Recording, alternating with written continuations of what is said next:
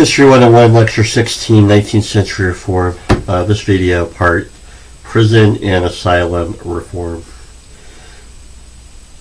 So, in the 19th century, we see prison and asylum reform.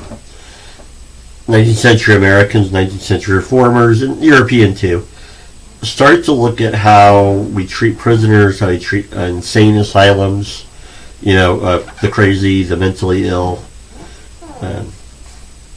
and seek to change that. So, for example, in the 19th century, we see the disappearance of debtors' prisons. Debtors' prisons are part of colonial American life, right? 19th century society says people shouldn't be put in prison because they have debts. The number of capital crimes are reduced. States start reducing the number of crimes you can be executed for. And then a new idea develops in 19th century American culture, this idea of reform, rehabilitation. The purpose of prisons is to rehabilitate rather than punish, or to rehabilitate as well as punish. And so you see that in the 19th century. And that kind of leads to another point. I don't remember if I brought it up in the previous video or not. In the 19th century, every institution, it was believed, was geared towards putting out a good American. Early 19th century Americans say, we're creating American culture.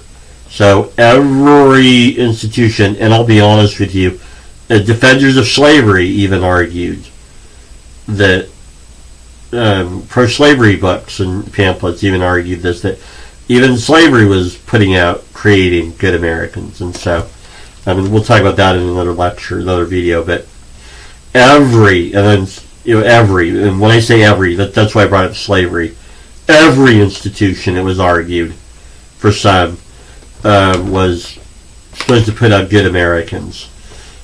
Now, obviously, anti-slavery people wouldn't say that, but definitely, pro-slavery books and pamphlets were like, it's how we create Americans. It's Americanizing these Africans, and so, African American culture kind of thing. But anyways, that's the point. Every institution was geared towards putting out good Americans, and so when you get into prison and asylum reform, that's the point. Okay, you have prisons. We got to rehabilitate. We got to put out good Americans. These insane asylums, the crazy, the mentally ill. Okay, how can we create good Americans out of these people? And you're probably aware from popular history. You're probably aware that generally mental illness in the past, 18th century, 17th, 16th, going all the way back historically, generally mentally ill or insane or crazy was viewed as something was wrong with you, either religiously, you had a demon, or you were otherworldly or inhuman or something, and so you were treated poorly. And we've heard the popular history about chaining mentally ill people to the bed, chaining crazy people to the bed naked, electroshock, dumping water on them. Lunatic asylums back then, they were pretty bad.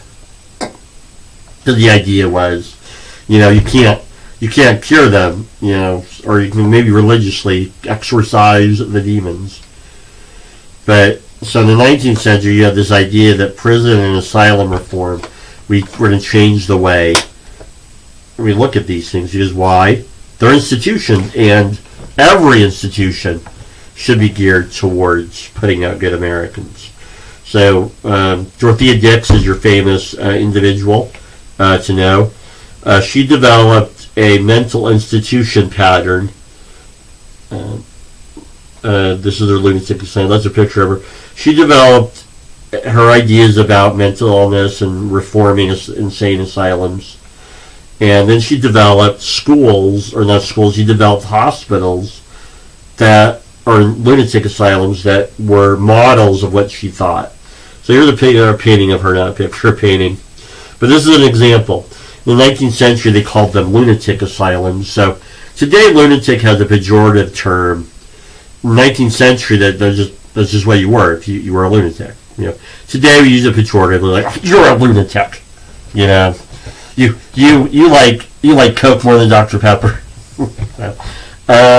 You're a lunatic. No, just kidding. But anyway, so we use lunatic in a pejorative sense today. In the 19th century, that's just what it was. You were a lunatic. It just meant you were crazy or mentally ill. Today we say mentally ill rather than lunatic. We say mentally ill.